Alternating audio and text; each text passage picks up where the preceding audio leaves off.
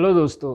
बहुत बार हम लोग बात करते हैं ना जब कि ऑब्जेक्टिव पैटर्न्स और थोड़ा सा प्रोसेस ओरिएंटेड चीज़, तो बहुत लोग पूछते हैं मतलब ऑब्जेक्टिव पैटर्न्स मतलब बेसिकली क्या और उसका एडवांटेज क्या है। तो हम ब्रीफ में आज उसको डिस्कस करते हैं। मान लीजिए एक चार्ट पैटर्न है, निफ्टी का रिसेंट चार्ट है, जस्ट फॉर द एग्जांपल। मतलब ये बॉटम है, उसके बाद ये एक रनअप है, फिर छोटा सा ये ऐसा पीरियड है जहाँ पे एक नया हाई लगा लेकिन देयर वाज अ करेक्शन, फिर एक डीप करेक्शन और उसके बाद एक रैली है ना। तो ऐसे कुछ पॉसिबिलिटी क्या हो सकते हैं, जैसे ये एक बॉटम लगा है राइट, यहाँ पे हम कैंडलस्टिक पैटर्न्स एनालिसिस कर सकते हैं। हम देख सकते हैं हायर लो का पैटर्न है और ये एक अप ट्रेंड है। फिर कुछ ऐसे चार्ट पैटर्न्स है जिसमें इस टाइप का पैटर्न है, फिर ये नया हाई लगा है। उसके बाद यहाँ पे कुछ एक कंसोलिडेशन पैटर्न है, अब इसमें हम ट्रायंगल्स ड्रॉ करें या हम इसमें हॉरिजॉन्टल लाइंस ड्रॉ करें, इस टाइप से हम कुछ एनालिसिस कर सकते हैं। यहाँ एक छोटा कंसोलिडेशन है, हम ट्रेंड लाइंस ड्रॉ कर सकते हैं। इस तरह से हम पैटर्न रिकॉग्नाइज कर सकते हैं। तो ये कैसा है, ये थोड़े से सब्जेक्टिव पैटर्न्स कैसे है कि आपको कुछ दिख रहा है, मुझे कुछ दिख रहा है, किसी और को कुछ और दिखेगा, तो दिस इज फाइन। लेकिन ये अटेम्प्ट क्या है कि प्राइस स्ट्रक्चर क्या है और उसमें पैटर्न्स कैसे हैं, हम इसको रिकॉग्नाइज कैसे करें, है ना। अब जब हम बात करते हैं नॉइजलेस चार्ट्स की, जैसे पॉइंट एंड फिगर है, रिंको है, लाइन ब्रेक आ गई, हर चार्टिंग मेथड है ना अपने आप में कुछ अलग शो करता है, उनके कुछ यूनिक प्रॉपर्टीज़ है। तो एकदम सिंपल वर्ड्स में बोलूँ, मैं एग्जांपल लेता हूँ पॉइंट एंड फिगर चार्ट्स का, तो उसमें बेसिकली क्या है कि यही प्राइस सेटअप है, लेकिन हम इसको थोड़ा सा अलग तरीके से देखते हैं, प्रेजेंट करने का तरीका अलग है। जैसे ये पूरा एक जो मूव है, इसको हम क्लब करके एक कर देते हैं, एक कॉलम में कर देते हैं। तो ये जो पूरा स्विंग है ना, या ये पूरा स्विंग है, इसको हम कॉलम्स में रिप्रेजेंट करते हैं। तो इंस्टेड ऑफ दिस डेटा इस तरह से होता है। तो इसी मूव को पॉइंट एंड फिगर चार्ट्स पे देखते हैं। अब देखिए ये उसी मूव का पॉइंट एंड फिगर चार्ट है। यहाँ पे मैंने बॉक्स वैल्यू जो है वो 0.1% लिया है, जो एकदम डेली इक्विवेलेंट है, मतलब daily point and figure chart ही है। और उसको डेली टाइम फ्रेम में जब आप देख रहे हो, हम कैंडलस्टिक चार्ट में वीकली, मंथली ऐसे देखते हैं, पॉइंट एंड फिगर में भी हम अलग अलग टाइम फ्रेम में देख सकते हैं। लेकिन मेरा मानना है कि डेली टाइम फ्रेम में ही हम देख सकते हैं और बॉक्स वैल्यू बढ़ा के बड़े सेटअप्स, छोटे सेटअप्स अकॉर्डिंगली हम चेंज कर सकते हैं। तो ये डेली में 0.1% जो शॉर्ट टर्म बॉक्स वैल्यू है उसके ऊपर ये चार्ट है। अब इसमें जो पैटर्न्स है ना वो हो जाते हैं ऑब्जेक्टिव, क्योंकि ये कॉलम है ना। अब जब मैं मान लो ऐसे ट्रायंगल की बात करता हूं, तो हम कैसे कहते हैं कि ये एक बड़ा कॉलम है, उसके अंदर एक कॉलम है जिसमें हाई जो है वो प्रीवियस स्विंग से नीचे है और लो जो है वो प्रीवियस स्विंग से ऊपर है। तो ये हो गया inside column, I call it inside column. इसी तरह से और एक इनसाइड हो गया।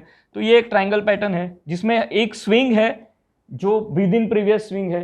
तो ये ट्रायंगल फॉर्मेशन है ना, जो प्राइस का स्ट्रक्चर है। इसी तरह से अलग अलग चार्ट पैटर्न्स हैं।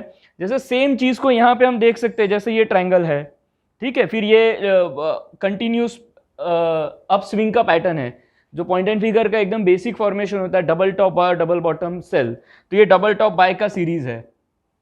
उसके बाद यहाँ पे ये डायगोनल ट्रिपल बॉटम सेल का पैटर्न है, यहाँ पे ट्रायंगल है, यहाँ पे ट्रायंगल है, ये 4 कॉलम ट्रायंगल है, और यहाँ पे ब्रॉडनिंग जैसा पैटर्न है। तो ये एक स्ट्रॉन्ग एंकर कॉलम है और उसका follow through double top bye है। तो ये और ये जो सारे पैटर्न्स हैं, ये एक बार जब हमें समझ आते हैं तो ये सब्जेक्टिव नहीं है, ये बिल्कुल ऑब्जेक्टिव है। मतलब ये रूल है इन पैटर्न्स के जो प्लॉट होते हैं, चाहे आपको लगे ना लगे, चाहे मुझे लगे ना लगे। जैसे देखिए मैंने थ्रू सॉफ्टवेयर से प्लॉट कर लिया, सिर्फ ट्रायंगल पैटर्न प्लॉट किया, डायगोनल ट्रिपल बॉटम सेल।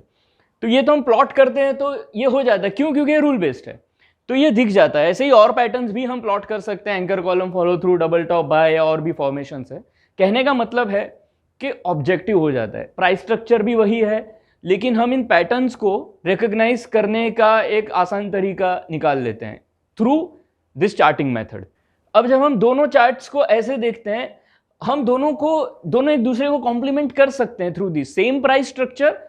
जैसे आसानी से यहाँ ट्रायंगल देखना मुश्किल है, या यहाँ कोई पैटर्न है इस तरह से देखना मुश्किल है, यहाँ पे एक बेयर ट्रैप पैटर्न है जो यहाँ पे इजीली नहीं रिकॉग्नाइज हो सकता है, तो ये टाइप का पैटर्न है। तो द पॉइंट इज, इसी के पीछे का जो प्राइस फॉर्मेशन है वो हम यहाँ थोड़ा आसानी से देख सकते हैं।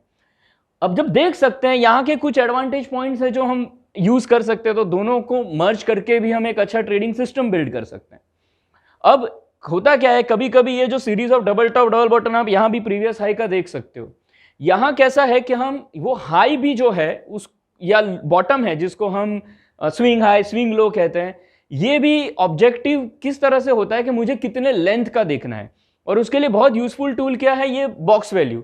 जैसे मैंने 0.25% बॉक्स वैल्यू कर दिया, सेम स्ट्रक्चर, अब जो रिक्वायरमेंट है वो थोड़ा बड़ा हो गया, तो थोड़ा सा मीडियम टर्म स्ट्रक्चर दिखता है जिसमें और क्लैरिटी से दिखता है। आप शॉर्ट टर्म में देखोगे तो यहाँ पे फॉर्मेशंस है, series of double top bye, ये स्ट्रॉन्ग एंकर कॉलम है, उसके बाद डबल टॉप बाय है, so on and so fourth. तो इस टाइप से ये ऑब्जेक्टिव होता है। हम टाइम स्ट्रक्चर जो है अपना, जो हमें जो प्राइस स्ट्रक्चर देखना है, वो instead of changing time frame box value change कर करके देख सकते हैं। एक्चुअली ऐसे ही कुछ प्रॉपर्टीज है रेंको के, लाइन ब्रेक आ गई, जिस पर हम बात करेंगे। द आइडिया इज कि ये अलग अलग चार्टिंग मेथड है, ये प्राइस ही दिखाते हैं थोड़ा अलग तरीके से, और इसलिए हमें थोड़ा सा एज दे सकते हैं जब हम एक साथ इन स्टडीज को यूज करें। अब मैंने कहा कि ऑब्जेक्टिव, तो ऑब्जेक्टिव का बेनिफिट क्या है? एग्जांपल लेते हैं 3 कॉलम ट्रायंगल, ऑब्जेक्टिव फॉर्मेशन है, तो बेनिफिट क्या देता है कि हम इसको स्कैन कर सकते हैं, अलग अलग स्टॉक्स में कहाँ ये क्राइटेरिया फील हुआ है ये हम आइडेंटिफाई कर सकते हैं थ्रू स्कैनिंग, और इसको बैक टेस्ट भी कर सकते हैं। मैं एक एग्जांपल दिखाता हूँ। अब देखिए ये आरजोन का बैक टेस्टिंग का स्क्रीन है, इसके ऊपर हम अलग से वीडियो रिकॉर्ड करेंगे, लेकिन आप नटशल में समझ लीजिए हमने बात किया 3 कॉलम ट्रायंगल पैटर्न का। तो ये पॉइंट एंड फिगर चार्ट है, मैंने सिंबल लिया निफ्टी 50, 0.1% बॉक्स वैल्यू लिया क्योंकि हमने उस पर 3 कॉलम ट्रायंगल देखा था। तो मान लो हमने ऐसा कोई पैटर्न आइडेंटिफाई किया, मैंने पीरियड लिया राइट फ्रॉम 1990, मतलब in a way since inception for Nifty on daily time frame. अब एंट्री कंडीशन है 3 कॉलम ट्रायंगल और एग्जिट कंडीशन है डबल बॉटम सेल। अब मैं जब इसको स्कैन करूं तो ये देखिए ये उसका रिजल्ट आ जाता है। इन नटशेल 51% टाइम ये चला है और रिस्क रिवार्ड हो जाए 1:6 रहा है, तो इन अ वे ये अच्छा फॉर्मेशन है। अब हमने एक पैटर्न देखा, इसका परफॉर्मेंस हम स्टडी कर सकते हैं कि ये ब्रेकआउट के बाद यूजुअली क्या हिट रेशियो है, क्या रिस्क रिवार्ड है, एंड उसके सारे ट्रेड डिटेल्स भी हम देख सकते हैं जिसपे वो सारे अकरेंसेस हुए विथ डेट, वो पूरा आ जाता है, तो we can go back check. तो इसमें एक जरूर होता है कि डबल बॉटम सेल एग्जिट बिल्कुल उसी टाइम फ्रेम पे नहीं होता है, तो थोड़ा सा इसमें we should take this with a pinch of salt, लेकिन एटलीस्ट आइडिया आता है कि पैटर्न का परफॉर्मेंस क्या है। That's the idea behind this data. अब इसमें इंटरेस्टिंग चीज क्या है, मान लो मुझे किसी इंस्ट्रूमेंट में मिला है, फॉर एग्जांपल निफ्टी में। अब ये तो मैंने डबल बॉटम सेल लिया, मान लो मैं यहां पे एक टारगेट, एक ये दिखाता हूं कि इस पैटर्न के बाद कितना मूव आ सकता है। फॉर एग्जांपल 2% मूव, कि ये पैटर्न आने के बाद 2% कितनी बार आता है, तो हिट रेशियो क्या है 62%। 62% टाइम 2% मूव का पॉसिबिलिटी है without double bottom sell pattern after that pattern. तो ये प्रोबेबिलिटी समझ में आता है, राइट। अब फॉर एग्जांपल फॉर 3%, तो 60% प्रोबेबिलिटी है। और आगे देखते हैं, लेट्स से 5% मूव का क्या प्रोबेबिलिटी है, 55%। 5% मूव है उस फॉर्मेशन के बाद 10%, 52% time 1:5 risk reward ratio, double bottom sell न देते हुए 10% का मूव। सो ये डेटा स्टडी है, राइट। हम ये देख सकते हैं बिकॉज हमने फॉर्मेशन का ऑब्जेक्टिव किया, so we can study all this. और जब हमें इसमें कोई यूजफुलनेस दिखता है तो हम उसको फिर चाहे पॉइंट एंड फिगर में ट्रेड करे, कैंडलस्टिक में ट्रेड करे, चाहे वो पैटर्न ही ट्रेड करे लेकिन P&F में कुछ और करे, या रैंको पे करे, या कहीं और किसी और तरीके से उसको ट्रेड करे, लेकिन we get that data, we get that kind of probability. अब ये मैंने आपको एक पैटर्न का एग्जांपल लेके दिया है, मेरा ऐसा कोई इंटेंशन नहीं है कि इसी पैटर्न के ऊपर ही कुछ मैं प्रेजेंट करूँ। द आइडिया इज, अगर कोई भी फॉर्मेशन ऑब्जेक्टिव होता है तो, और हम ये आइडेंटिफाई करते हैं, तो उसको हम अलग अलग इंस्ट्रूमेंट में देख सकते हैं। अब ये पैटर्न निफ्टी पे किस तरह से चलता है मुझे डेटा समझ आता है, हो सकता है रिलायंस में किसी और तरह वर्क करे, टाटा स्टील में किसी और तरह वर्क करे, अलग अलग इंस्ट्रूमेंट में अलग अलग नेचर हो सकता है।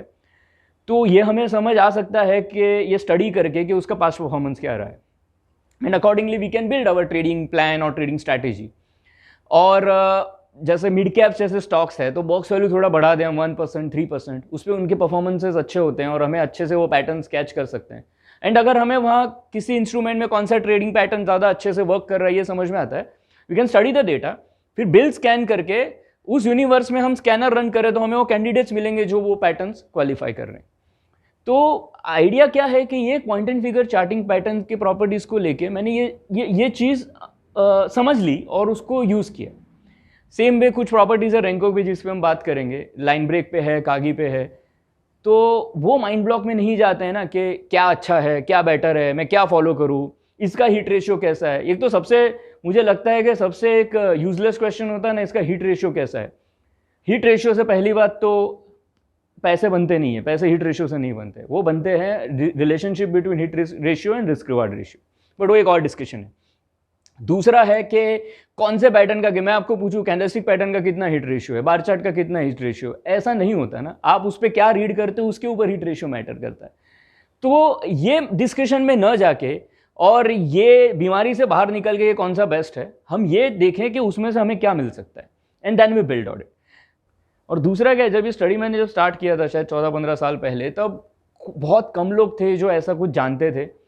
और ये मेथड के बारे में भी जब मैंने लिखना स्टार्ट किया, जब मैंने बुक लिखी, उसके बाद कुछ लोग जानने लगे। और आज की डेट में तो इंडिया में इतने लोग इसको प्रैक्टिस कर रहे हैं और इतने लोग मेरे से भी बहुत बेहतर कर रहे हैं और बहुत कुछ अपना बिल्ड कर रहे हैं, and that is really encouraging कि क्या जो पॉसिबिलिटीज है वो एक्चुअली एक्सप्लोर हो रही है। एंड आई एम श्योर कि आने वाले कुछ टाइम में ये होगा कि ग्लोबली बाहर के लोग ये देखेंगे कि अगर ये मेथड के ऊपर कुछ सीखना है ना तो इंडियन से सीखना चाहिए। इस हद तक आज की डेट में यहाँ पे काम हो रहा है। तो ये जो एज है ना, ये हमें तब मिलता है जब हम कुछ हटके करें, कुछ अलग करें, जो सब लोग कर रहे हैं उसको न करके थोड़ा सा अलग करें। तो ऐसा मेथड्स में ये सब मुझे दिखा है कि ये पॉसिबिलिटीज़ है। और ये ऑब्जेक्टिव होने की वजह से और क्या होता है कि हम अपने ट्रेडिंग स्ट्रैटेजीज में भी थोड़ा सा और प्रोसेस ओरिएंटेड हो जाते हैं, जिसके बहुत और बेनिफिट्स हैं। तो ये मेरा अटेम्प्ट था कि थोड़ा सा एक्सप्लेन करूँ कि ऑब्जेक्टिविटी के बेनिफिट्स क्या होते हैं और कैसे हम पॉइंट एंड फिगर के उस पैटर्न्स को रीड कर सकते हैं और इस तरह से बिल्ड कर सकते हैं।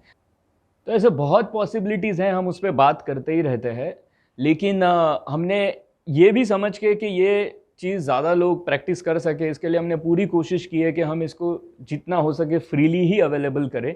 तो ये सारे चार्टिंग मेथड्स और ये सब जो पैटर्न्स और tools, unlimited indicators, unlimited layouts और ये सारी चीज़ें फ्रीली अवेलेबल है ट्रेडपॉइंट डेस्कटॉप में, जोन वेब में, अगर आपका डिफाइनेड सिक्योरिटीज़ में अकाउंट है। और हम लोग और कोशिश कर रहे हैं कि अब इस चीज़ को यहाँ से और आगे लेके जाए और एडवांस थोड़ा सा और बेटर करें।